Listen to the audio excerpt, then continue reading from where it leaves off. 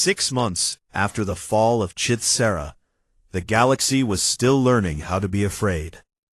It was a new feeling for most species. The elder civilizations had not experienced genuine fear in millennia because the galactic order had been stable for so long that stability itself had become invisible. Like gravity, like the expansion of the universe, like the assumption that the strong would always dominate the weak, and the weak would always accept it. But now the order had a crack running through it, and the crack was shaped like a species that nobody had taken seriously until it was far too late. The Velkari hegemony existed in name only. Refugee fleets drifted between star systems, carrying millions of displaced survivors who had nothing left but their lives and the memory of a world that no longer existed. Some species offered sanctuary because compassion was not entirely dead in the galaxy. The Suron Dominion opened 3 colony worlds to Velkari refugees and the small, mammalian species called the Fenari, who had once been bullied by the hegemony, surprised everyone by being the first to send aid ships. Many others turned the refugees away, not out of cruelty, but out of fear, because harboring the species that had provoked humanity felt like standing next to a lightning rod in a storm. On the scattered colony worlds, where Velkari still held territory, the subhives fractured and fought each other for control, because the queen lineage system that had held their civilization together for 10,000 years had been centered on Chithsera, and without it, they were branches cut from a tree, still alive, but slowly dying. And the civil conflicts that erupted were savage and petty and heartbreaking, in the way that the death throes of any great civilization are heartbreaking, regardless of what that civilization had done. Earth watched and said nothing, because Earth had made its point and did not need to make it again. Ambassador Yuki Tanaka arrived at the Galactic Concord aboard a diplomatic vessel called the ISV Olive Branch, and the name was chosen deliberately because humans understood symbolism in ways that most alien species found either charming or unnerving. She was a small woman with black hair streaked silver and eyes that held warmth and steel in equal measure. She had been a negotiator in the Unification Wars, and she had brokered peace between nations that had been killing each other for centuries. And she approached the galactic stage with the same patient ferocity. She carried a single document. It was called the Sol Accords, and it was 17 pages long, and written in language so clear and precise that it could not be misinterpreted or twisted or buried in committee. Its terms were simple.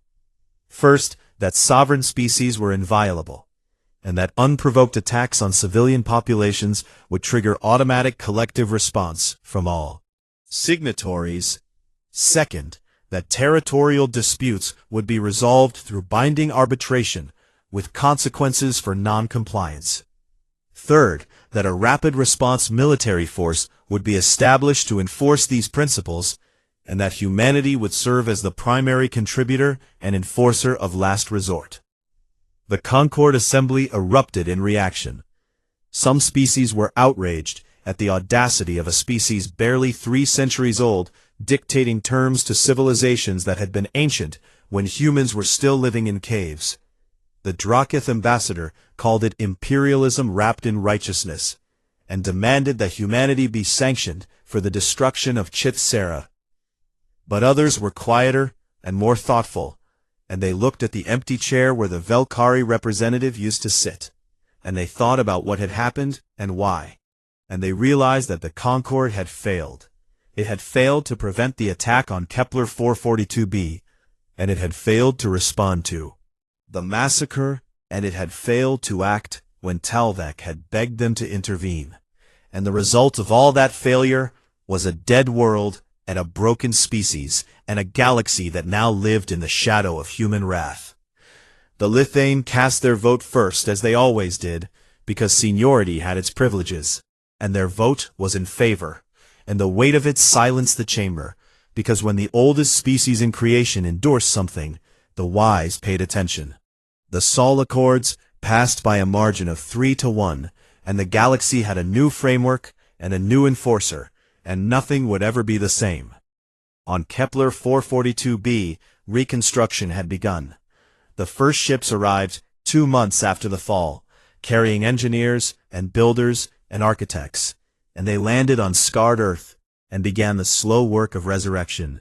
The deep bunkers were opened, and the survivors emerged blinking into sunlight that fell on a changed world. The biodome garden was gone, and the research wing was a basal crater, and the command center, where Vasquez had made her last stand, was a twisted skeleton of metal and memory. They built a memorial at the center of the old colony, a wall of black granite that rose 30 feet from the ground and curved in a gentle arc, like a pair of arms reaching out to hold something precious. Inscribed on its surface were the names of every soul who had died, 11,217 names, carved in letters that would endure for centuries. Maya Bakshi came back with the first wave of returning colonists. She was 10 years old now, and she had spent 6 months on Earth, in a home that was not her home, surrounded by people who were kind, but who were not her father. And she had learned something in those months that no 10-year-old should have to learn.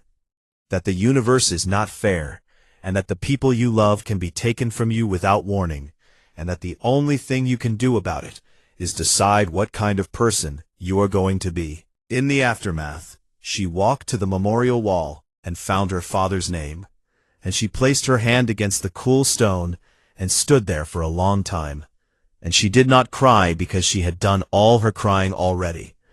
And what she felt now was something beyond tears, something quiet and heavy and permanent that would live in her chest for the rest of her life. She had brought her sketchbook, the same one she had been clutching when the bombs fell, and she opened it to the last drawing she had made before the attack, a sun blossom with petals like honey-colored glass, and she held it up against the wall next to her father's name and whispered something that the wind carried away before anyone else could hear. Talvek Suran was reassigned as the Galactic Concorde's permanent liaison to Earth, and he took the posting with a mixture of honor and dread. He had come to respect humans in the way that a person respects a river, beautiful and life-giving and capable of drowning you without malice if you failed to respect its power. In a private meeting with Ambassador Tanaka, he asked the question that had been eating at him since the day the sky above Chithsera turned to fire. Was it worth it, he said. The billions on Chithsera, the children in their hive nurseries, the scholars in their libraries, the workers who had never held a weapon. Was it worth it? Tanaka was quiet for a long time, and Talvek could see that the question was not new to her, that she had asked it of herself many times in the dark hours when sleep would not come. "Ask me that question again in 100 years, she said finally. "If no one else has attacked a human outpost by then, you will have your answer." Talvek nodded slowly, because he understood what she was saying, even if he was not sure he agreed. She was saying that the morality of the act could only be measured by its consequences, that if the destruction of Chithsera prevented 1,000 future Kepler 442b's, then the math was justified even if the soul was bruised. And he thought that this was a very human way of looking at the universe, pragmatic and brutal and honest. Fleet Admiral Kaito Mori retired from service 3 weeks after the fleet returned to Earth. There was no ceremony, because he refused one, and no medals, because he refused those too. He went home to Kyoto, where his family had lived for generations, and he tended a small garden in the courtyard of a house that was older than space travel. A reporter found him there one morning, pulling weeds from between rows of vegetables, and asked him if he had any regrets about what he had done. Mori straightened and looked at the reporter with those quiet eyes that had commanded the largest fleet in galactic history, and he said, "Every single day, that is how I know I am still human." Then he went back to his garden because the tomatoes needed water, and the war was over, and life insisted on continuing, even when the weight of what you had done pressed down on you like the gravity of a dead world. Director Ava Chen did not retire. She expanded Aegis operations across every major civilization in the galaxy. Human intelligence assets were embedded in governments and militaries and communication networks so deeply that they would never be found. Not because humanity wanted to spy on its neighbors, but because humanity never wanted to be caught off guard again. Never wanted another Kepler 442b. Never wanted another morning where the alarms screamed, and there was nothing to be done but die bravely. She worked in the shadows, and she slept lightly, and she kept her secrets. And the galaxy was safer for it, even if the galaxy would never know. Years passed, and the Soul Accords held, and no one attacked a human colony. No one attacked anyone's colony. Because the lesson of Chith-Sera was written in a language that every species could understand, regardless of biology or culture or history.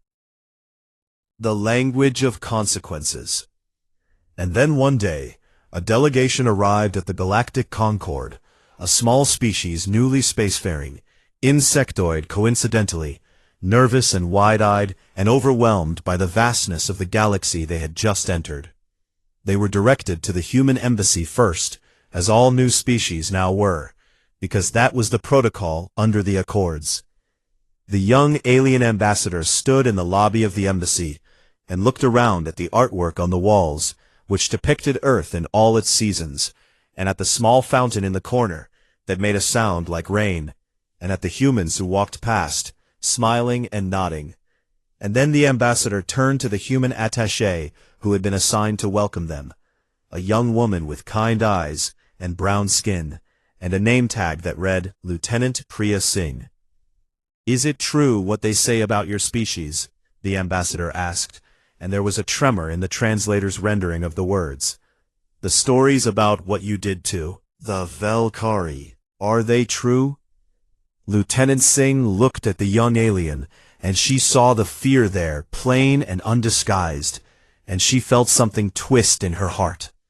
Because this is not what she wanted First Contact to look like. She did not want to be the monster in someone else's story. She smiled, and it was a real smile, warm and open, and full of the thing that made humans dangerous and beautiful in equal measure, the capacity to care. "We are not what the stories say," she said gently. "We are your neighbors, and we protect our neighbors." She extended her hand, and the alien ambassador looked at it for a moment, not understanding the gesture, and then reached out with a trembling limb and took it. Behind them through the embassy window, the stars burned cold and bright in the endless dark, and among them somewhere was a dead world orbited by a machine that sang the same words over and over, and would keep singing them until the stars themselves burned out. And the galaxy, which had learned many words over its long history, had learned a new one, a human word, small and simple and heavy with meaning: consequences.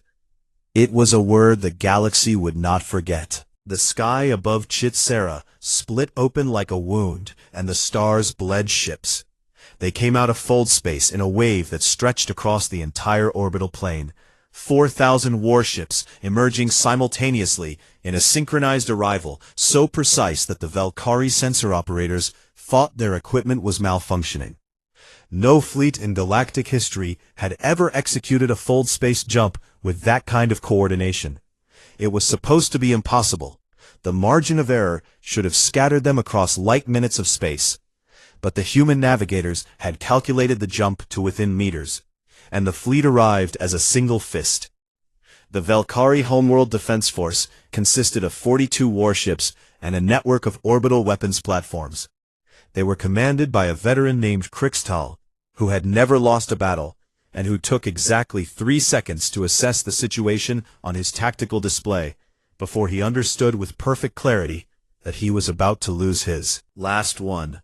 He ordered his ships into defensive formation anyway, because duty was the only religion the warrior caste believed in, and he opened fire on the approaching human fleet, and his plasma battery struck the forward shields of the ENS Prometheus, and did absolutely nothing. The battle for orbital control lasted 11 minutes. Human electronic warfare systems activated across every frequency the Valkyrie used for communication and coordination. These systems were built on principles that no other species in the galaxy had developed, because no other species had spent its entire history fighting itself and refining the art of war against an enemy that thought exactly like it did. The Valkyrie found their tactical networks dissolving, their targeting solutions corrupted, their ships unable to coordinate, and in the confusion, the human fleet cut through them with surgical precision. Krixtal's flagship was the last to fall. He fought until his bridge was burning, and his crew was dead, and his ship was breaking apart around him, and his final act was to aim his dying vessel at the nearest human dreadnought in a desperate ramming attempt. The humans saw it coming, and 2 frigates intercepted and destroyed his ship before it could connect. But Admiral Mori noted the act and quietly ordered that when the histories were written, the Valkyrie commander's courage would be recorded with respect. Then the human fleet turned its attention to the planet below. On the surface of Chitsera, Supreme Overmind Zethkar was in the great chamber of the Hive Spire when the first reports came in. He ordered an emergency distress signal sent to every Valkyrie fleet in the hegemony, and watched as his communication officers tried and failed and tried again. Nothing was getting through. The humans had wrapped the entire star system in an electronic shroud so dense that not a single transmission could escape. He ordered the planetary shields activated, and stood in rigid confidence as the shield operators engaged the system. And then he watched that confidence shatter as the shields flickered once and died. The Human Intelligence Agency, Aegis, had planted code in the shield network 18 months ago. Sleeper programs that had waited patiently in the system architecture like parasites in the blood of a host. And now they woke and did what they were designed to do. For the first time in his life, Supreme Overmind Zethkar felt his thorax contract with something he had no name for, because his species had bred it out of their warrior caste 10,000 years ago. It was fear, and it tasted like copper and ash. A transmission cut through the electronic silence on every frequency in every Valkyrie dialect simultaneously. The voice was human and male and calm, and it carried the weight of something final. This is Fleet Admiral Kaido Mori of the United Earth Navy. 3 weeks ago, your forces attacked a human colony on Kepler 442b and murdered 12,000 men, women, and children. You gave them 9 minutes between your ultimatum and your first shot. I am giving you 6 standard hours. Evacuate who you can. The message repeated on loop, and it was the most terrifying thing Zethkar had ever heard. Not because of what it said, but because of what it meant. The humans were not here to negotiate. They were not here to posture. They were not here to take hostages or demand concessions. They were here to destroy his world, and they were giving him time to save some of his people first.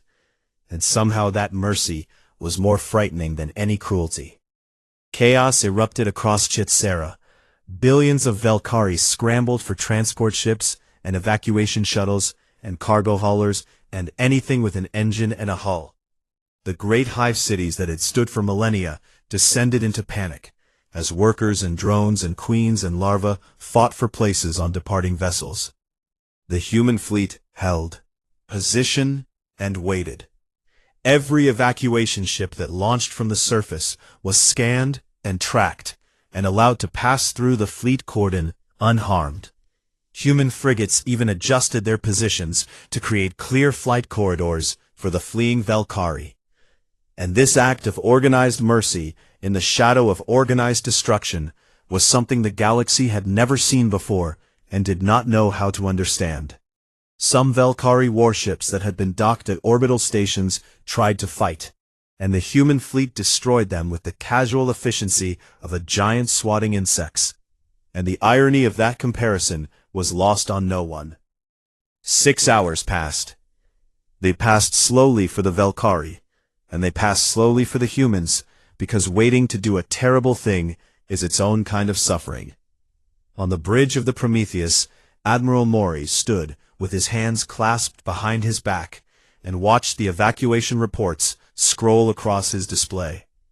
Millions had escaped. Millions more had not, and the math of it was the kind of thing that would live in his chest for the rest of his life. The clock reached 0, and Maury closed his eyes for 3 seconds, and when he opened them his voice was steady. All ships, commence bombardment. The weapons that humanity unleashed on Chith-Sera were things the galaxy did not know existed.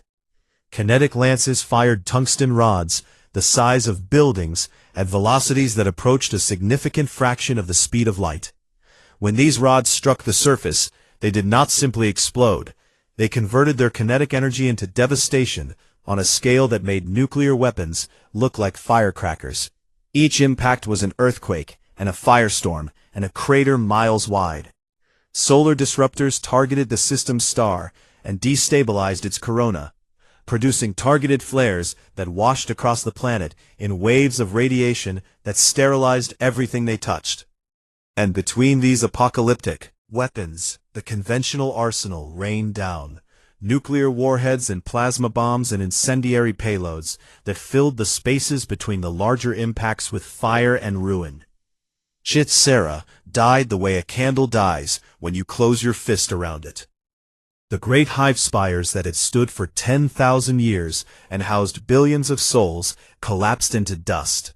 The oceans boiled away in clouds of steam that rose miles into the atmosphere before the atmosphere itself caught fire.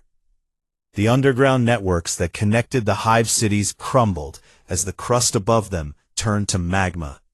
And the world that had been the heart and soul and memory of the Valkyrie hegemony became a blackened sphere of glass and ash and silence. In his command bunker deep beneath the hive spire, Zethkar felt the ceiling begin to glow red as the rock above him liquefied. He had refused to evacuate because an overmind does not flee, and in his final moments he understood with terrible clarity that he had been wrong about everything. The humans were not vermin. They were not weak. They were not children playing at civilization. They were something far more dangerous than anything he had imagined. They were a species that loved so fiercely that when you hurt them, they would burn a world to make sure you could never do it again.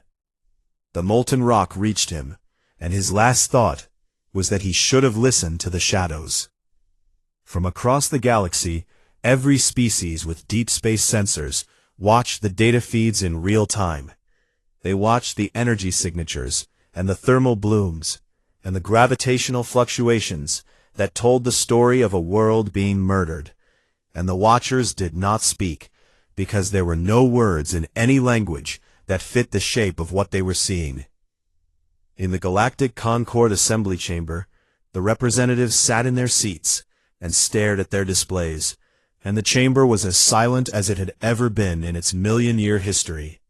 The committee that had been formed to investigate the Kepler 442b incident held an emergency session and then dissolved itself because there was nothing left to investigate. Talvek Saran watched from the observation gallery, and tears ran down his scaled face, not for the Valkyrie, because the Valkyrie had earned what they received, but for the galaxy. Because the order that had held civilization together for millennia had just been rewritten in fire, and the author was a species that most of the galaxy had dismissed as irrelevant. The human fleet remained in orbit around the dead world, and when the bombardment was complete, they deployed a permanent sensor buoy that would orbit Chith-Sera for as long as machines could endure. The buoy broadcast a single message on every known galactic frequency, in every known language, on an endless loop. Kepler 442b is remembered. The Valkyrie who had escaped, the millions on evacuation ships, and the billions on colony worlds, watched from across space as their homeworld burned, and they understood that everything they were was gone. Their queen lineages were broken, their genetic repositories were ash, their cultural archives were vapor, Their history lived now only in the memories of the survivors, and memories fade, and in a few generations, even those would be gone. They were not extinct, but they were something worse. They were unmoored, a species without a center, and the grief of it would define them for centuries. The Lithane elder who had warned the Concord broke a millennia-long public silence to issue a single statement that was transmitted to every civilization in the galaxy. Noted. And in that single word was everything: acknowledgement and warning and respect and fear, and the recognition that the galaxy had a new apex predator, and it walked on two legs and wrote poetry and loved its children and was capable of things that made the oldest species in creation pause, turned and began the long journey home, and behind them the dead world glowed like an ember in the dark, and the boys sang its endless song to the stars. Kepler 442b is remembered. Kepler 442b is remembered. Kepler 442b is remembered.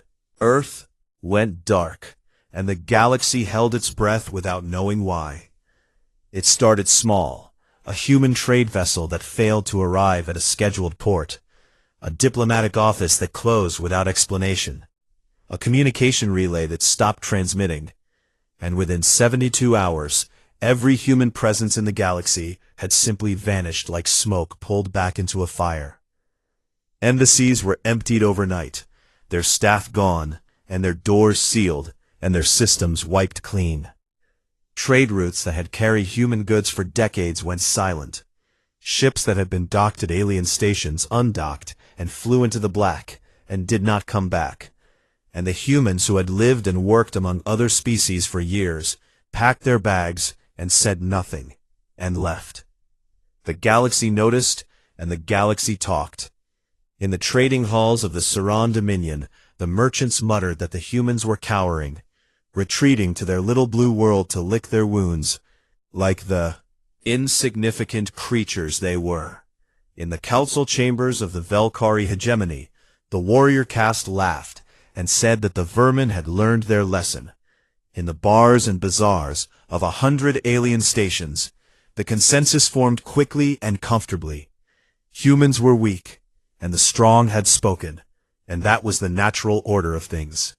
But not everyone was laughing. The Lithane were a silicon-based species older than most stars. They had watched civilizations rise and fall, the way humans watch seasons change. They spoke rarely, and when they spoke, the galaxy listened. And 3 days after humanity went dark, a Lithane elder transmitted a single message to the Galactic Concord. We have seen this pattern before. When a species of warriors goes quiet, it does not mean they have accepted defeat. It means they are preparing something that will change the shape of what comes after. We advise caution.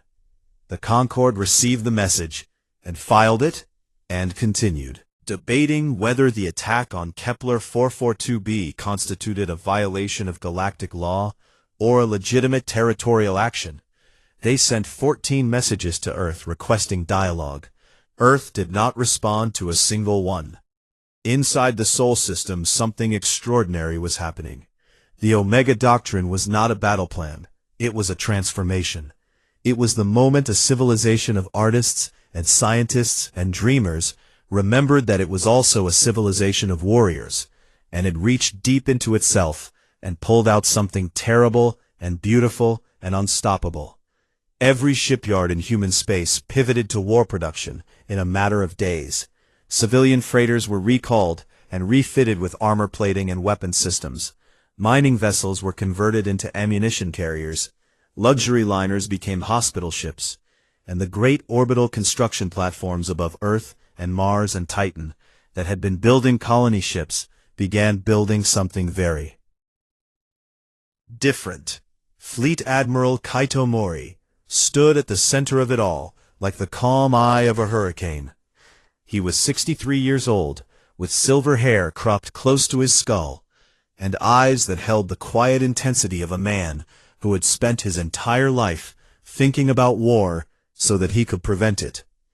He was the descendant of a military lineage that stretched back centuries, samurai and soldiers and strategists, and he carried the weight of that lineage in his posture and his precision, and his absolute refusal to waste a single word or a single life without purpose. He had been appointed Supreme Commander of the United Earth Navy 6 years ago, and in all that time he had never raised his voice. His officers said that the quieter Admiral Mori became, the more dangerous things were about to get. And right now, he was very quiet indeed. He convened his command staff aboard the flagship ENS Prometheus, a dreadnought-class vessel that was the largest warship humanity had ever built, and he laid out the plan with the clean efficiency of a man who had already considered every variable and discarded every option that did not lead to absolute certainty. "We will not engage the Valkyrie fleet," he said, and the room went still, because every officer present had expected a fleet engagement. "We will not fight a war of attrition.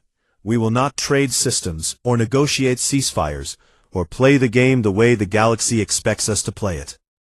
He activated the holographic display, and the blue-white sphere of a planet appeared at the center of the room. It was Chithsera, the Valkyrie homeworld. "We are going to end this in one action," Mori continued. "We are going to take their homeworld off the map." The silence that followed was not the silence of agreement, but the silence of people trying to process something too large to fit inside their understanding. A junior officer near the back of the room spoke first, and his voice cracked as he said, "Admiral, that is a civilian world. Billions of Valkyrie live there, hive queens and workers and larvae and scholars. This would be the largest military action against a civilian population in recorded galactic history." Mori looked at the young officer, and his expression did not change, and his voice did not waver. 12,000 civilians lived on Kepler 442b, he said. Men and women and children, 9-year-old girls who drew pictures of flowers. The Valkyrie made the rules of engagement when they fired on that colony. We are simply going to honor those rules at a scale they did not anticipate. Director Ava Chen entered the briefing room like a shadow given purpose. She was the head of AEGIS, which stood for Advanced Exostrategic Galactic Intelligence Service, the most secret organization in human space. She was small and sharp, and her eyes missed nothing. She had been running intelligence operations in alien space for 20 years. Operations so deep and so quiet that most of the human government did not know they existed. "The Valkyrie fleet is dispersed across their territory," Chen reported.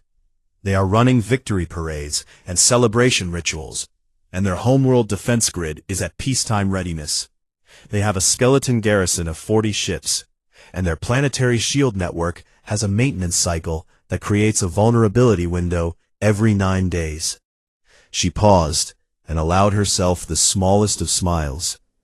"Additionally, our embedded assets have been inside their shield control systems for the past 18 months.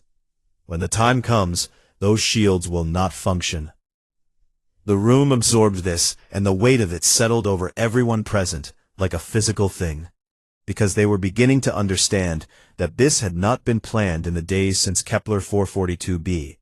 This capability had been built over years. Humanity had been preparing for a war that it hoped would never come, had always known might.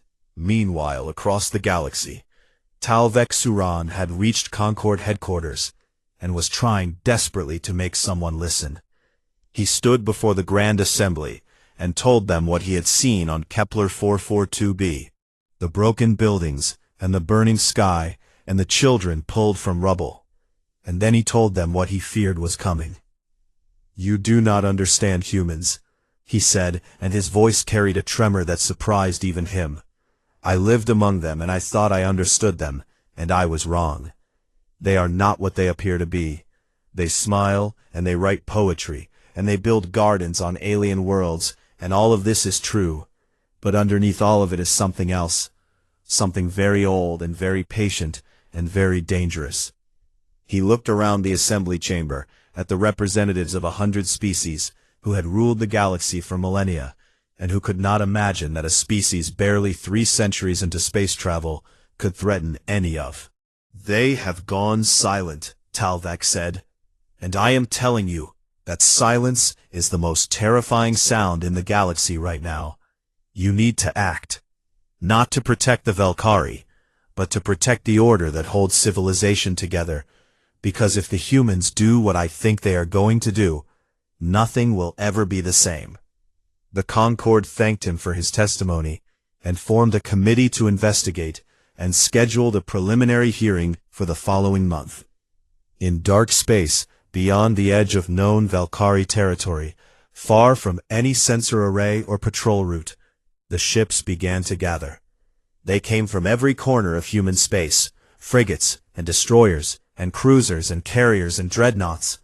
They came from Earth and Mars and Titan and Alpha Centauri and Tau Ceti and Kepler and Proxima and a dozen other systems. They came in silence, with their transponders dark and their engines running cold, and they assembled in the void like wolves gathering at the edge of a forest. 4,112 warships, the entire United Earth Navy, plus every armed vessel that could be pressed into service. The largest fleet ever assembled by any species in the recorded history of the galaxy. Admiral Maury stood on the bridge of the Prometheus and looked at the tactical display, where thousands of blue dots hung in the darkness like a constellation that had decided to move, and he opened a fleet-wide channel. And when he spoke, his voice was carried to every ship and every crew member and every soul who had volunteered to be part of what was about to happen. 3 weeks ago, the Valkyrie hegemony attacked a human colony and murdered 12,000 of our people. They did this because they believed we were weak. They did this because they believed there would be no consequences. Today, we are going to teach the galaxy a lesson it will never forget.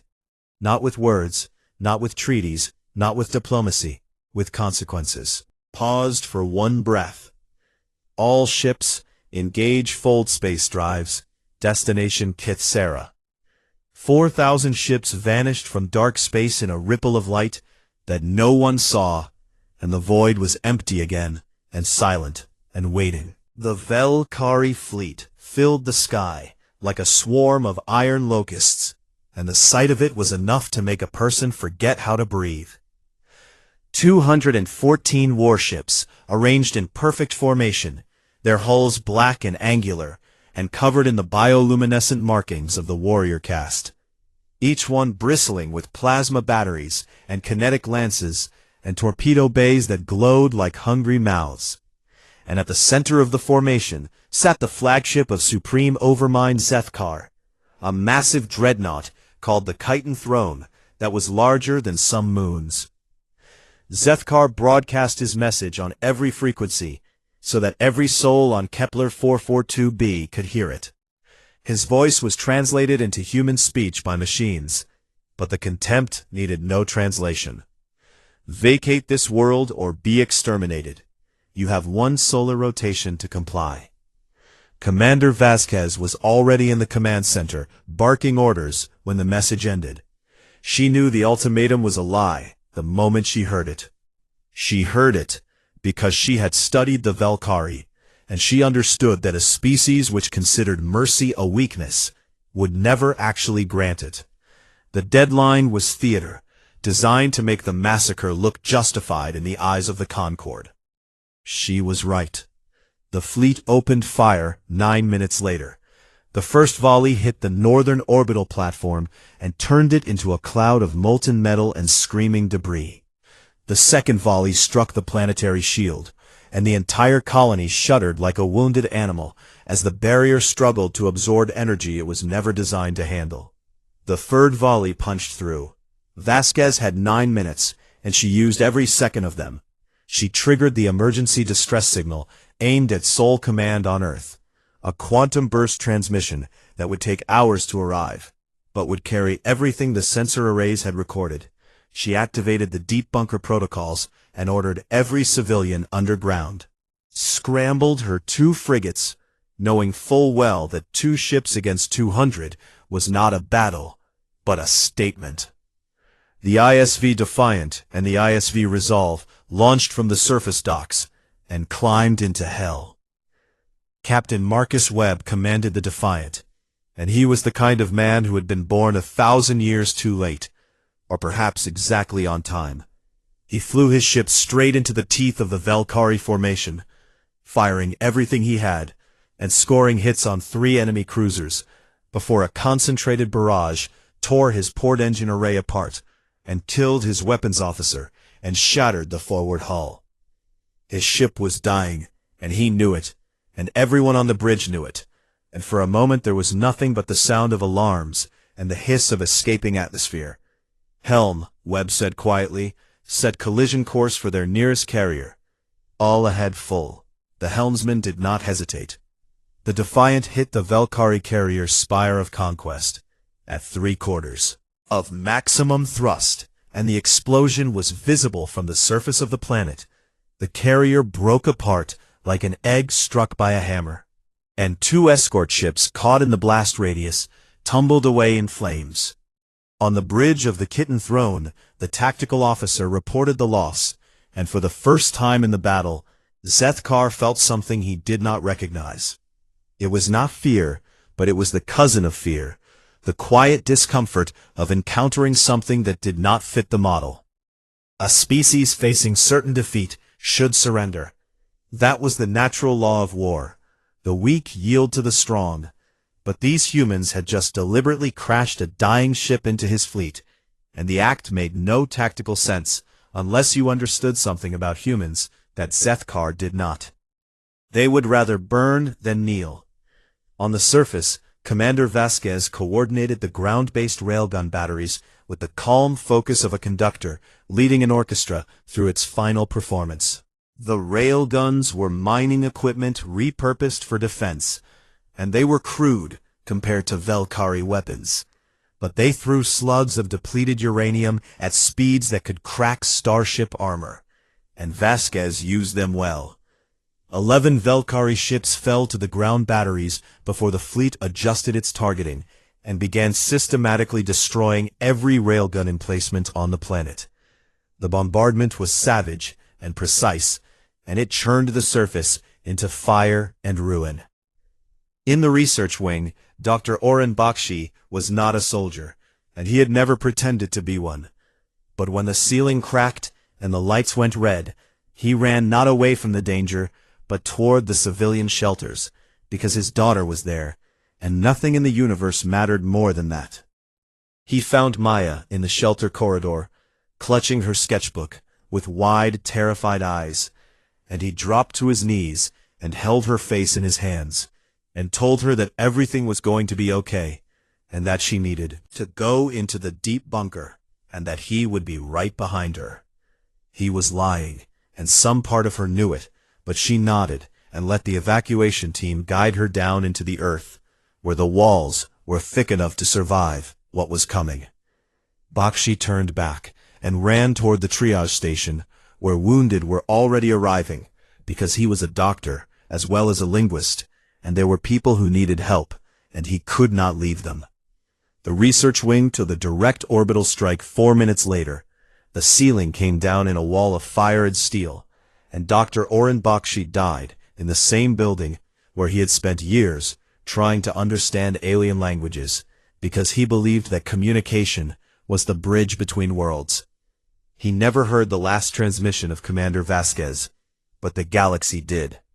She stood in the ruins of her command center, with blood running down her face and static crackling through the comms, and she opened a channel on every frequency, human and alien alike, and her voice was steady and clear and carried something in it that made even the Valkyrie translators pause.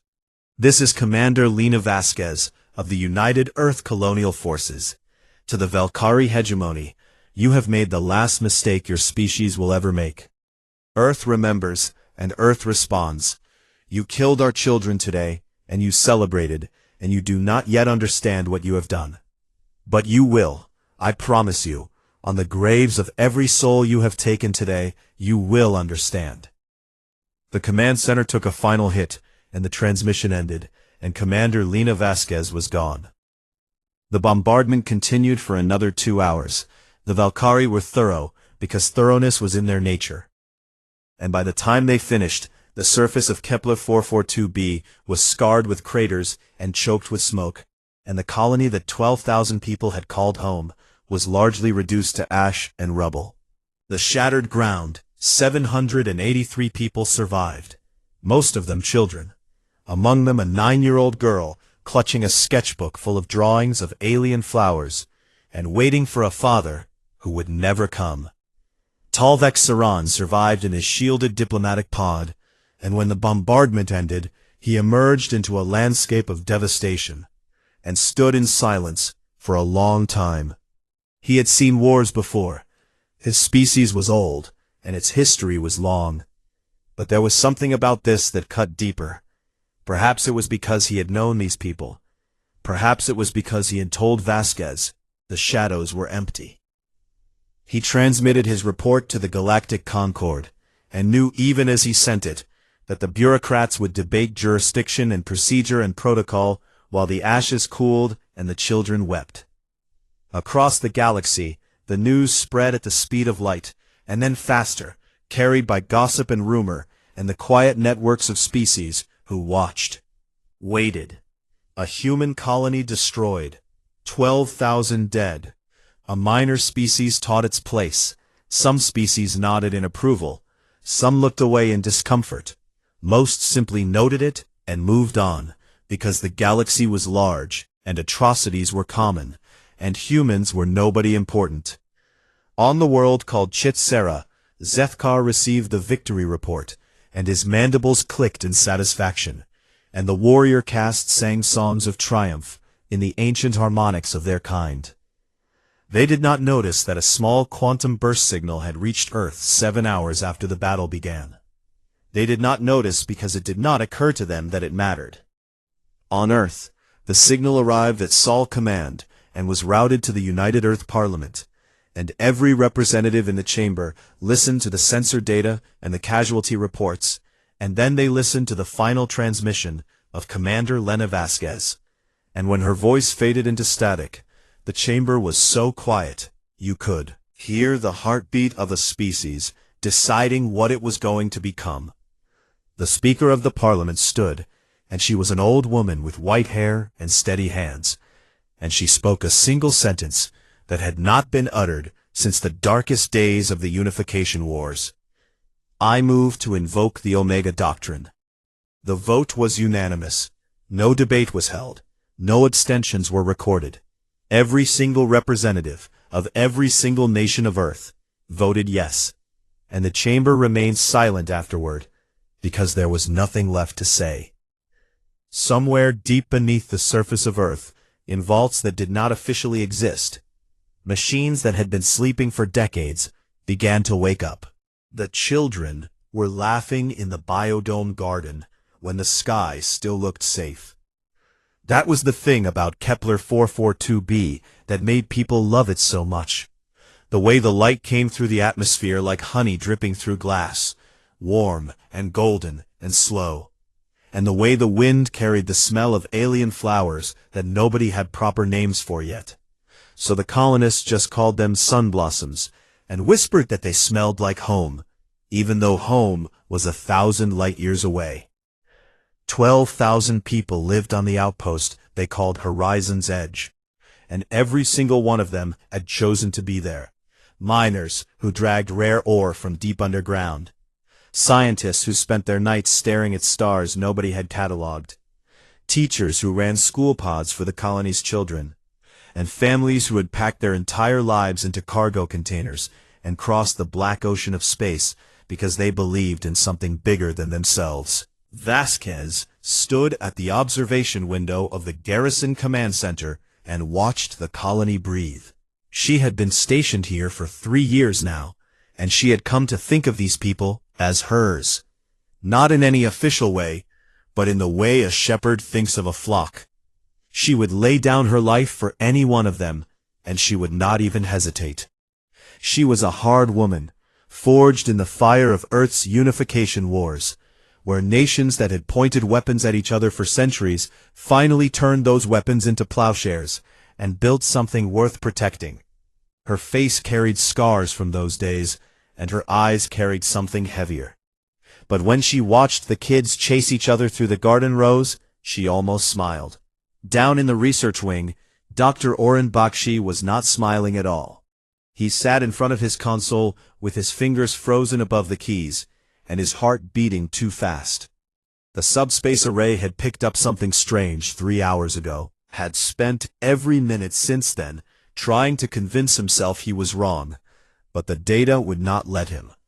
Fleet mobilization patterns, hundreds of energy signatures, clustering in a system only 2 jumps away, the kind of organized movement that meant warships were gathering, and the kind of silence around it that meant someone did not want to be noticed.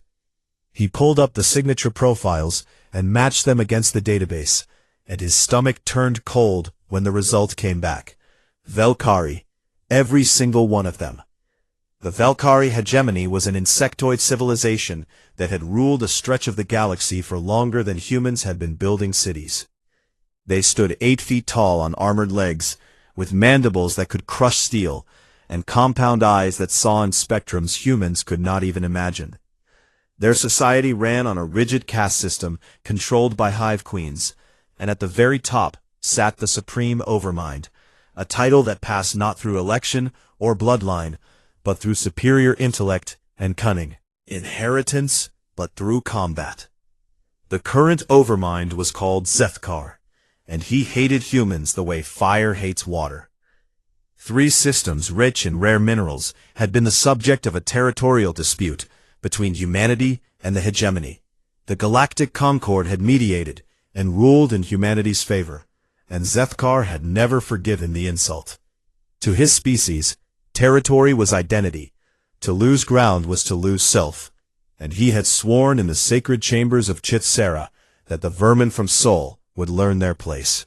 Bakshi grabbed his comm unit and called Vasquez directly. She listened without interrupting, because that was her way, and when he finished, she was quiet for exactly 4 seconds, which was a long time for a woman who made decisions the way lightning made contact with the ground. "Send everything to my console," she said, "and flag it priority crimson." She studied the data herself because she trusted Bakshi, but she trusted her own eyes more. When she saw what he saw, she felt something cold settle into her bones. Not fear exactly, but the ghost of fear, the shadow it cast before it arrived. She contacted the Concord Observer on station, a reptilian diplomat named Talvek Suran of the Suran Dominion. He was one of the few aliens she actually liked, polite and curious and genuinely interested in human culture, in a galaxy where most elder species looked at humans the way a professor looks at a toddler who has wandered into a lecture hall.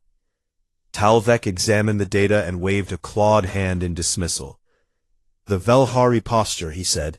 "It is what insectoids do. They rattle their wings and flash their mandibles and then they go home. I have seen this 100 times, Commander. It is theater." "Theater does not involve 200 warships," Vasquez replied. "You are young as a species," Talvek said gently. "You see danger in every shadow, because you have not yet learned which shadows are." Vasquez wanted to argue, but she had no authority to escalate beyond a local alert. Horizon's Edge was a colonial outpost, not a military installation.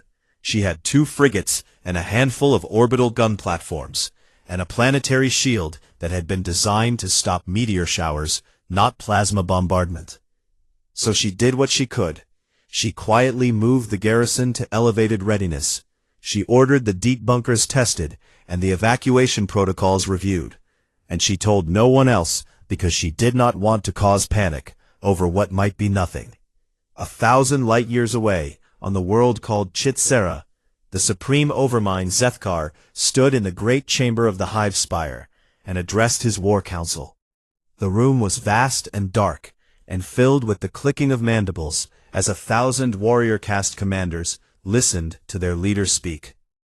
"The humans are vermin," Zethkar said, and his voice resonated through the chamber like the sound of stones, grinding together. "They breed and spread and consume, and they have no history worth remembering, and no culture worth preserving, and no military worth fearing. They are children playing at civilization, and we will remind them of this truth." He laid out the plan with the cold precision of a surgeon, describing where to cut. One strike against one outpost, enough to draw blood, enough to send a message. The Galactic Concord would not intervene, because the Concord never intervened for minor species, and humans were the most minor species of all. When the vermin see their dead, Zethkar continued, they will retreat to their little blue world, and they will stay there, and the stars will belong to those who deserve them. The War Council erupted in approval, mandibles clashing in the ancient rhythm of war song, and Zethkar felt the sweet warmth of certainty flood through his carapace. This would be simple. This would be clean. This would be over before the humans even understood what had happened. He had studied humans, of course, or he believed he had.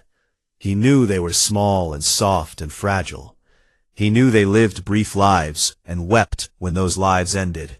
He knew they wrote poetry and sang songs and held the hands of their dying, and he mistook all of this for weakness, because he came from a species that consumed its dead and considered grief a defect. He did not know about the unification wars. He did not know about the centuries of blood that had forged humanity into something harder than any species in the galaxy suspected. He did not know about the doctrine that Earth kept locked in its deepest vaults, the one that began with a single word, Omega. Back on Kepler 442b, the sun was setting through the biodome glass, and Commander Vasquez walked through the garden one last time before nightfall. She passed Maya Bakshi, who was 9 years old and drawing alien flowers in a sketchbook.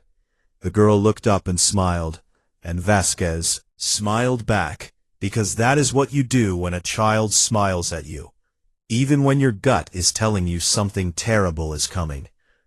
She reached the edge of the garden and looked up at the sky, where the first stars were beginning to appear, and she thought about how beautiful it all was, and how fragile. Then every alarm in the command center began to scream at once. The sensor officer's voice came through their earpiece, shaking and breathless, and carrying the weight of a world about to end. Commander, we have contacts, multiple fold space ruptures across the system. Count is still climbing, 200 plus and still rising. They are Velkari, and they are everywhere. Vasquez closed her eyes for one single heartbeat. Then she opened them and started running.